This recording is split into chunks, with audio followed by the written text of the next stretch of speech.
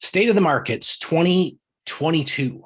It's hard to say that, tongue twister. 2022 state of the markets. I get to present at Forum Wealth here on behalf of Christine Hayward and Luke Kuchenberg, who helped put some of this together. We just kind of wanted to share some insights and some perspective that I, again, think is missing out there. We are excited to come to you in a different format. We've recorded this and are sending it out for you to watch in your time frame. And a little disclosure. So this is our disclosure slide. Again, we have our custodian assets held with Raymond James. They offer us the platform to the securities and the investment advisory products that we use. And yet Forum Wealth Advisors is independent of Raymond James. We pulled a lot of information from a lot of different sources, not necessarily just Raymond James, but several places. And we look forward to sharing some of this with you. We get to start with a little perspective that I think is missing, that things are actually better than we think. I think people are in a pretty negative mindset. To put that in perspective, this was the end of 2021. This is January of 2021. So how we started last year and what different firms were expecting from us. And as you can see, there were different estimates, but the average of the group came out to that we'd finished the year at a little over 4,100 on the S&P. We actually finished the year quite a bit higher than that. We finished at 47. The year ended up a plus 26, almost 20% total return. You had an interesting time with all the COVID and shutdowns and turn-ons and everything that was happening. And yet the market ended up doing better than the various firms thought it was going to do. And that was consistent with 2020. That again, things have been better than we thought. As we look out this next year here for 2022, again, some of those same firms are putting a projection out there of different levels. We're trading, as I'm talking to you, at about 4,500 after having a correction of almost 10%. We touched an all-time high. We got almost to that 4,800 in just January here, and now have corrected back down. There are some firms out there that are projecting a return better than basically where we are right now and where we've been in January. And I wouldn't be surprised if next year we're surprised again at how well things are going. And that's partially because most people don't realize that most consumers are wrong. And what I want to point out here is a slide on the confidence of people out there in America. And I'll point out, coming into the peak of home prices, like the worst time to buy a home was they were very confident about the economy and buying a home. And we had that financial crisis of being over leveraged, feeling very good about having a lot of debt. And the recovery that the market had for that next 12, 13 years was quite strong, but it took a long time for the average consumer to feel better about it. And when you came into this COVID, we were all feeling pretty good. And then COVID hit, and the markets have recovered almost completely to higher levels than where we were before COVID, but the consumer confidence hasn't. And that is kind of my optimism, because consumers in masses are often wrong. And right now, I think they're being a little more pessimistic than they should be, especially since the last 2 years with their pessimism reaching higher levels by this or by people feeling worse about the economy. The markets were doing better than people expected. One of the hot topics out there is interest rates. And I want to show some perspective on interest rates, because I think perspective is being missed. This is a chart going back to the 1950 through the present. And I show this because I think it's very telling. History can teach us a lot of things if we're paying attention. And what you have here is you had rising interest rates in the 50s and 60s. And then in the 70s, you had rising inflation that came to a head in the beginning of 1980, when interest rates topped a high of almost 14%.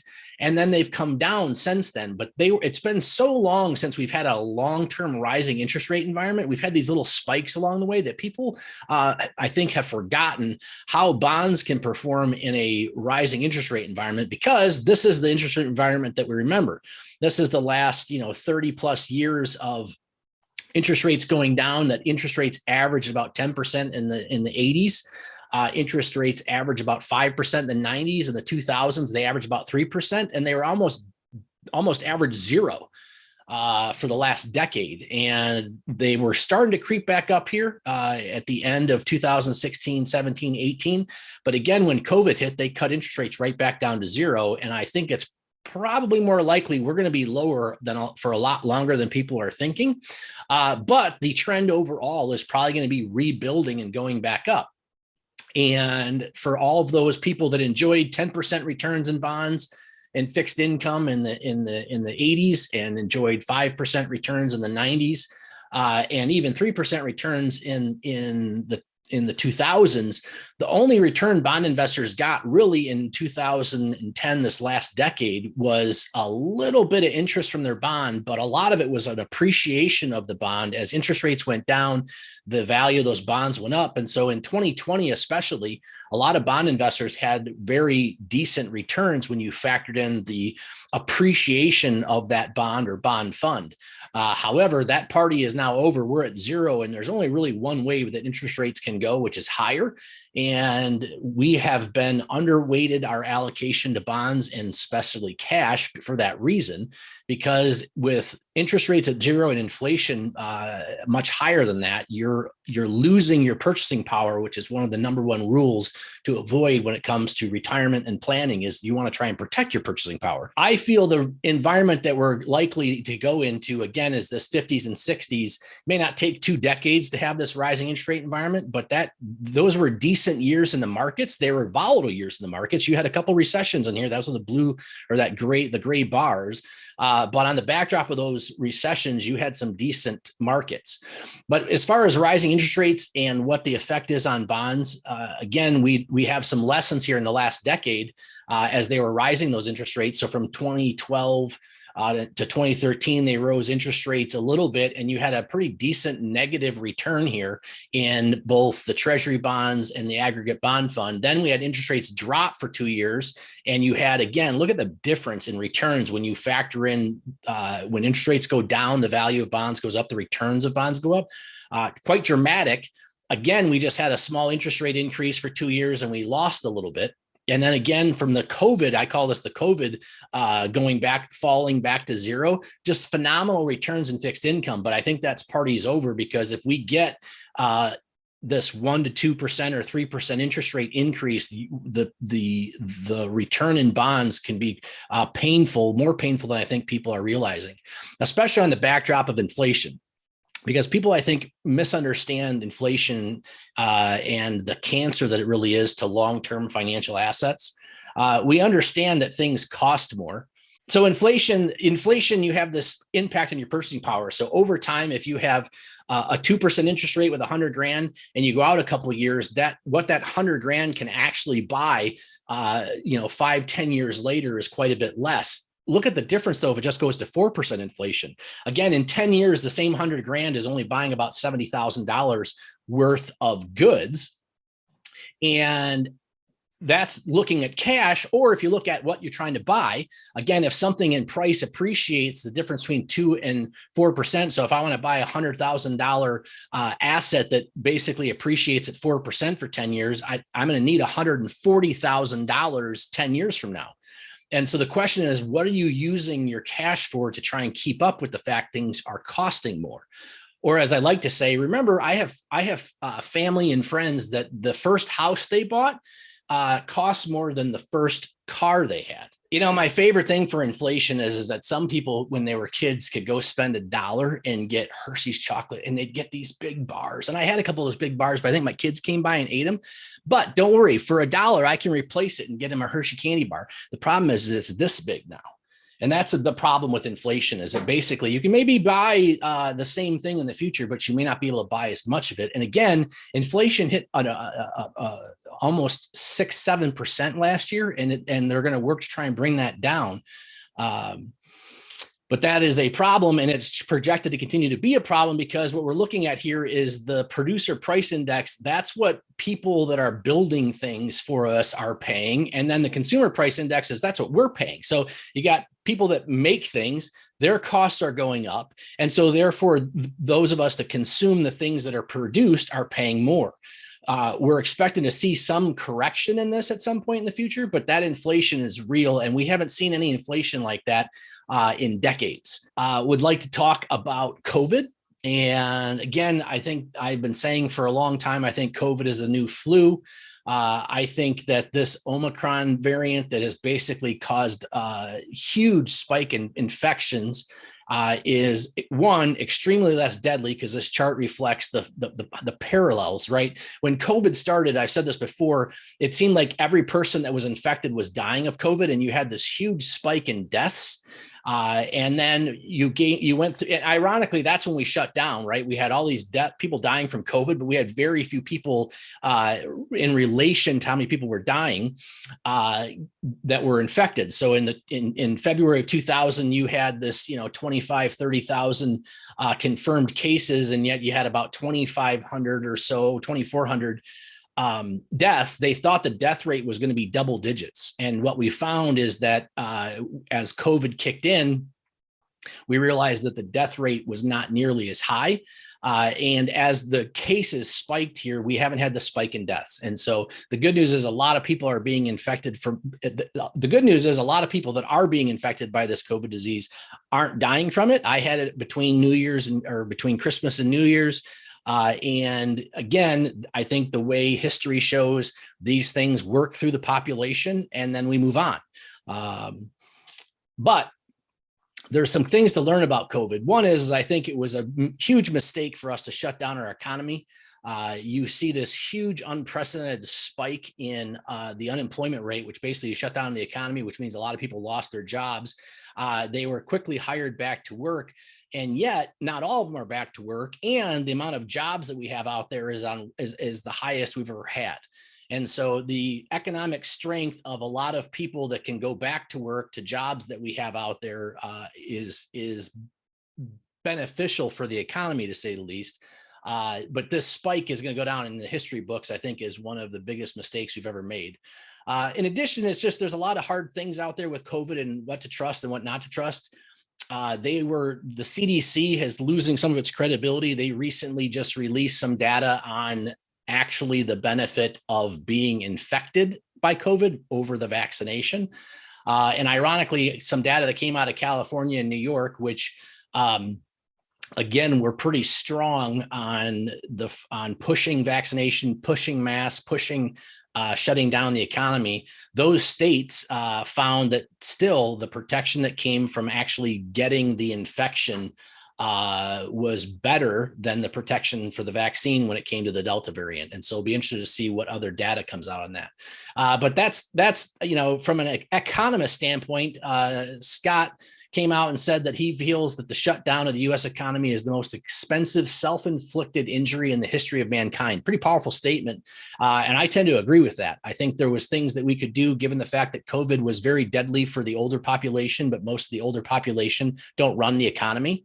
I think that the fact that we gave the vaccination to some of the oldest people first, instead of we should have vaccinated all the 20-year-olds that were running around spreading the problem. But it's not just economists. Here's a psychologist that basically came out and is now saying that the cure has become worse than the disease. And this COVID situation is something we just need to learn to live with and get back to some type of normal.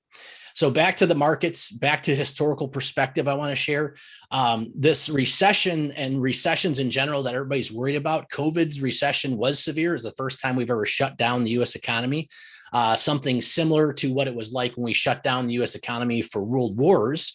But what I want you to see in this chart is that the big recession, the Great Depression, was a lesson in history about leverage, where people got way over leveraged and literally lost everything that they had. And because there was no technology to recognize it was happening, it caused more damage than it should have. And in fact, in 1933 and 1934, they passed some rules and laws about investing and how much you can borrow and what kind of leverage you can have in the marketplace. And we've never had an event like that again, because they put some guardrails in, if you will, to prevent that type of carnage. We kind of learned our lesson, if you will. Short of World War II, when you get out to the rest of these are all different recessions, but I want you to notice the duration. They only lasted about a year. And not that that's insignificant, and most of them weren't that severe relative to a correction, with COVID being the exception. Recessions are just something we're gonna have to live through. They're going to be a phenomenon that are out there. But people are trying to avoid or try and time these things. And I don't think you can, because I don't think anybody saw the financial crisis coming, and I don't think anybody saw the COVID situation happening. And out of the last 20 years, those were the only two. With regards to the markets and people trying to be worried about the most recent headline of bad news, this is an example where any one of these events on this piece of paper, any one of these events on this slide could have been a reason to buy, not sell. And yet the market was going down because people were panicking. And what we're finding is you can't panic in your portfolio. You need to understand what your needs are and make sure you don't have money that you need in your portfolio. But these crises in and of their own right felt really bad, were really concerning at the time, and yet the markets continued to recover. I find it interesting that, people are constantly trying to avoid the downside, and yet when you quantify what downside they're trying to avoid, especially as you go back into history, they don't last very long, especially more recently, where the downturns lasted a month, 17 months, 31 months. Again, our philosophy of having 1 to 2 years worth of what your need is from the portfolio set aside can allow you to ride out a lot of these short-term downturns. But what I want to point out is that the upswing is so much more powerful over time than that downturn. And it is a long-term upswing that we think we're in. We think we've been in it here for a while coming out of the financial crisis, and that this has more room to run, especially because COVID was a reset, if you will, in the sense that it caused people to panic. It took all of the fluff out of the market, and now we're rebuilding again. And those events throughout history have been foundations to which new upswings or new trends to the upside continue. The problem is most people miss those trends because they try and time the market. And again, what people don't realize in the market is that when the worst days that cause you to finally, or cause people to finally snap and make a decision and sell everything because they just can't take it anymore, the worst days are often followed by the best days. And this chart up here to the right shows the severity of the COVID correction. And you had some of the highest downturns happen right after some of the highest upturns. And if you miss that upturn, like if you missed even a couple days, here is showing over the last 20 years, if you just missed 5 days out of 20 years, it almost cuts your return in half. And so those are things we want to try and prevent people from doing, because it happens all too often. Current perspective. Again, as I look at what's going on currently, I've talked a lot about the fact that there's just so much cash that got injected into our economy. This is a chart I like to show that shows the Fed funds rate, and it just spiked up. This is not the Fed funds rate. I like to show this chart of the money supply. And again, different from the financial crisis, different from the tech bubble, different from almost any recession we've had in the past. We've never had that amount of money injected into our economy in the form of enhanced unemployment benefits in the PPP loans that were given to businesses because they shut down the economy. They didn't know it was going to happen. But that money has not yet been able to be put back into the economy. People are still sitting on it, again, because they're afraid. For those that are making investments, it has driven up valuations. This is also, I think, what's causing our new spike in inflation. And it isn't until this finds its way back into the economy or settles down this new trajectory on this upswing that I think we're going to see inflation calm down. As far as the market currently, we have valuations again trending at some higher levels. This recent market correction we had here in January will have adjusted that valuation down a little bit. But the real thing that's going to adjust that valuation down at the higher levels of the market is the earnings of the companies themselves. And what I want to point out is that the market overall, the strongest fundamental tied to performance of the markets is what are the companies themselves making in the form of earnings? What are their profits? How healthy is the companies? And again, this is showing an upswing here over long periods of time of the companies making more money. And if I laid this over, this is similar to what the the stock market returns of the S&P 500 index have looked like. And though the past doesn't guarantee the future, I just want to show you the correction in earnings here from the COVID crisis have more than recovered, and we're going to higher levels of earnings. We're also going higher levels of profitability. And so the profit levels have come back. Even with raising inflation, they've come off their all-time highs, but even with higher inflation, there's higher profit margins, which means effectively there's more money for them to pay for things. Like labor. So again, this is over here. They have higher profit margins, and yet wages are coming up. Those two will basically be offsetting into the future as they have been in the past, and that's something we'll be watching for. I don't think most people realize how healthy the average, the economy really is doing. Again, retail sales have been unbelievably high. The savings rate has come back from the catastrophic levels it went to because everyone was afraid. Everyone saved their cash, and then if you wanted to spend it for a while there, you couldn't spend it because you couldn't do anything. But in the process of all this, Americans have been doing nothing but paying down their debt in the way of trying to feel safer. That was a byproduct, again, of the over leverage that was going into the financial crisis. And since the 2007, 2008 era, the debt levels have dropped to some of the lowest levels we've seen since the 1980s. And so the concern I have about the economy, or the what history has to show us about major corrections, is that when the consumer, the average person, gets over leveraged and doesn't have any more money to spend, we have a problem. Well, that is not that this is reflecting. That's not the case. At the same time, we have their housing market increasing quite a bit. That, you know, homes are some at the highest levels they've ever been at. That's not a byproduct on just a simple fact that they're finally, you know, the people are wanting to move out of the cities. They don't want to be in these high rises because of COVID. More people want to be in different areas where they maybe have some more space. The other problem coming out of the financial crisis, again, the buildup of this home inventory was unprecedented. And I think I like to say that in the financial crisis, you had one person that owned 2, 3, 4 homes.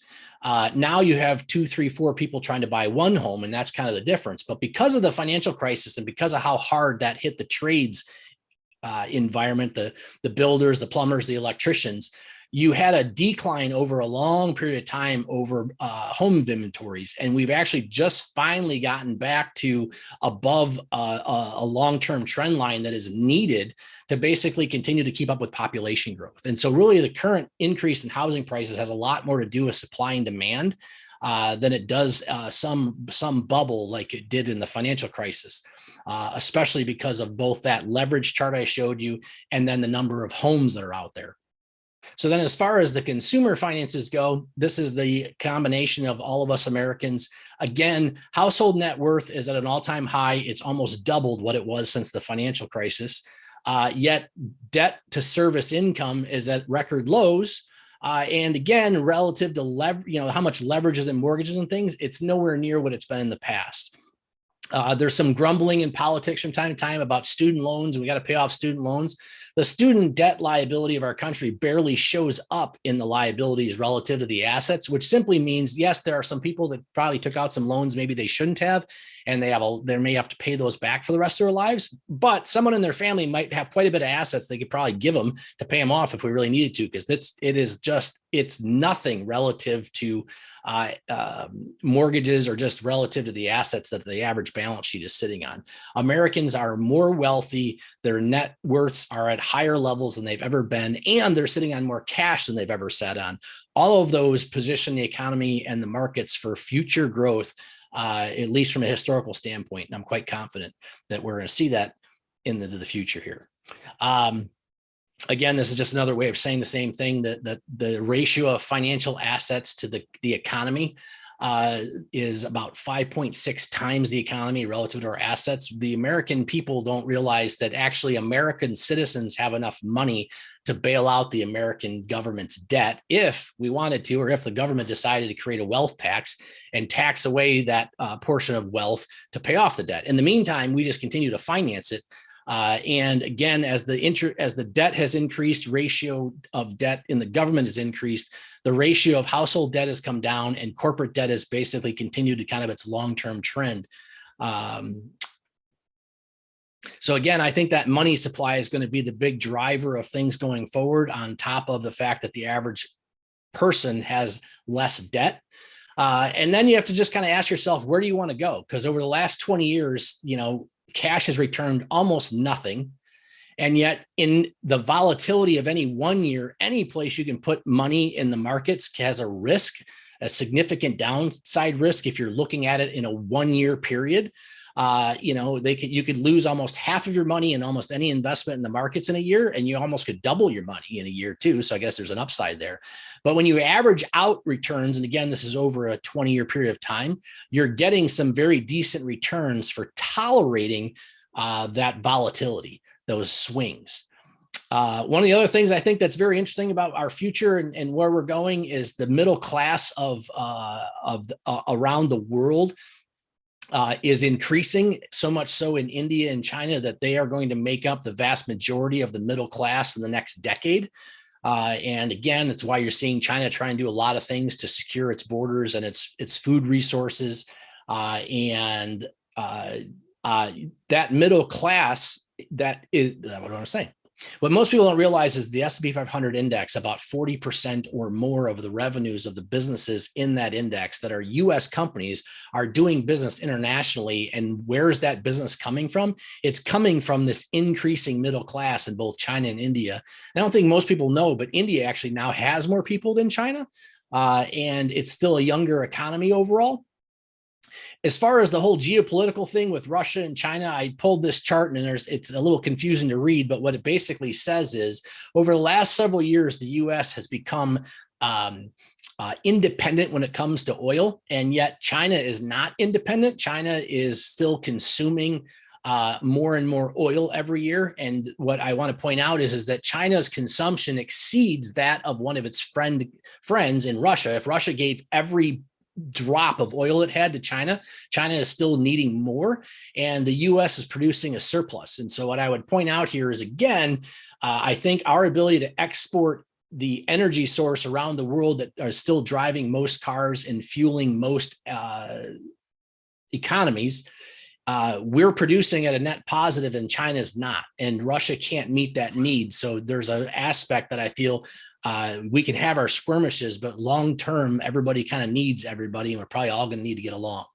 So with that, I want to point out, as we move forward into 2022, we got still the Omicron and Delta variants that are kind of concerns. Inflation is a concern. The Fed making changes to interest rates is a concern. China slowing down is a concern. We got elections coming up. We got all that stuff we know. And we don't know what the outcome looks like, but we do have history to tell us that really you don't make decisions on these short-term outcomes. What we have going for us is also what we know is the economy is still continuing to expand. There's still plenty of money sloshing around the economy. Corporations are still having record profits, and we have a very healthy consumer. I'm going to land the plane with this thought. For my clients, I want to say thank you for allowing us to help serve you. And now I'm going to ask a favor of you, because most people don't get the service and the advice that you're getting. And most people are being harmed by the financial media that causes them to get in and get out and get scared. And that fear is kind of all around us in our news cycle. And so I just want to bring one of my favorite reminders back into play, which is, what are the annual returns look like, and what does the average investor see? So the average investor sees nothing but the downside. And what I mean by that is that here is an any given year, the markets can go down, and in any given year, you could make the case that here in 1987, the market from its all-time high dropped down 34%. And yet what you may not realize is that same year it finished up 2%. And so had you panicked out of the 34, it started, that was in October, by the way, it had completely recovered, and you finished the whole year up 2%. And so where you judge the market, whether it's weeks to months, it's all over the place, and you could have a reason to be concerned. If you just take a perspective of just years, though, from a year perspective, there's only been a few years that actually finished down for the year. And yet what I keep realizing is, and what I see from my clients, what most of my clients like to experience, is that over long periods of time, the market on an annual basis finishes up much more than it finishes down. And in fact, to quantify that a different way, it looks like this. In any 1 year, the range of outcomes since 1950 is, in any 1 year, you could be down 39% or up 47%. But look what happens when you get out from 1 year periods of time and you get into rolling 5 year periods of time. The whole downside almost entirely goes away. And yet you still have quite a bit of the upside. And then you go out 10 years. So now think about retirement. Think about, again, some people are going to retire 20, 30, 40 years. You go out 10 years and 20 years, that downside all but disappears. And so again, investing for the long term is not reacting to short-term headlines or trends or COVID or pandemics or elections or all the headlines you can see every day. Investing for the long term is to make a plan and to execute that plan, making sure you don't put any money in something that could lose 30, 40% in a year if you need any of that money. But the money you don't need, one of the best places to put it is in something that bounces around and causes all this volatility, but over time, as shown, goes up more than it goes down. But people that try and panic, though, they don't get those returns. And again, for the last, since 2001 to 2020, so for the last 20 years, the average investor, and this is why I get out of bed in the morning, and this is what I want my clients to help me with, my average investor out there actually underperforms their investments. Let me say that again. The average investor out there underperforms their actual investments because they panic out. If for the last 20 years, the average return of the S&P 500 is over 7%, bonds was over 4%, just owning real estate was over 3%, how does the average investor get 2.9? It's because they bought, their investment went down and they got out and they created a permanent loss from a temporary downturn. And they barely beat inflation, especially now that inflation is going up. And I would tell you that in the next 20 years, bonds are not probably going to make 4.8%. In a rising interest rate environment. So you have to tolerate more of this volatility to be able to get more of that return, or make sure you take money you need and not take any risk with it, which means you have to put it in cash, and that's not going to earn a whole lot. So help us get that message out there that there's a different way to do that. Most people take everything they have and they place a bet.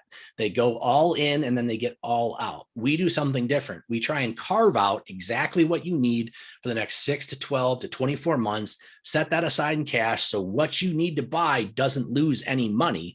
And then we take the rest and we allocate it across the portfolio of investments to try and get returns that history show us are achievable if you tolerate the market swings. And by setting aside what you need, we've found we give you enough cushion, enough protection by having that cash that you need, that you can allow that fluctuation to happen and you can see the wealth that can be created by making investments for the long term.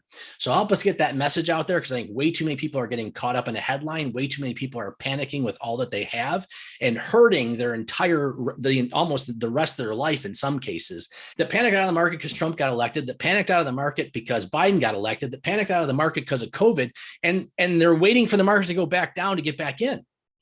And it may never go back down to that level again. And that's what history shows. You can't make all or nothing decisions, but left to their own demise, or worse, left to another advisor who takes advantage of those emotions, people can hurt themselves over the long term. And we're here to prevent that. So with that, this is Tyson Ray, financial advisor at Forum Wealth Advisors, where we exist to make your life better